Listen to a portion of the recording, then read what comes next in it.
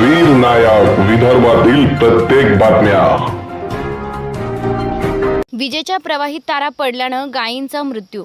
संकल्प शेतकरी संघटनेचे नितीन कदम यांची घटनास्थळावर धाव। भातकुली तालुक्यातील हरताळा गावालगत असलेल्या शेतातून जाताना वीज वितरण कंपनीच्या उच्च दाब वाहिनीच्या प्रवाहित तारा पडल्यानं तब्बल 8 गायींचा मृत्यू झाला। ही घटना आज गुरुवार रोजी घडली। संकल्प शेतकरी संघटनेचे नितीन कदम यांनी घटनास्थळी पोहोचून परिस्थिती नियंत्रणात आणली।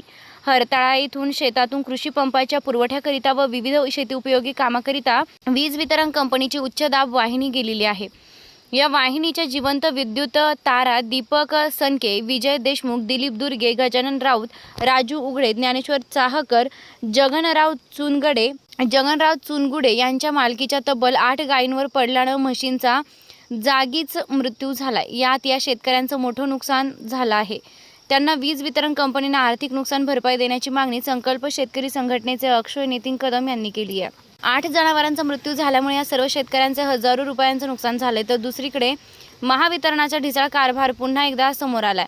दरम्यान वीज वितरण कंपनीच्या नियमानुसार आर्थिक नुकसान भरपाई दिली जाईल। याकरिता पशुवैद्यकीय अधिकारी, विद्युत विभाग व भातकुली पोलीस विभागाला कळविण्यात आल्याचं नितीन कदम यांनी सांगितलं।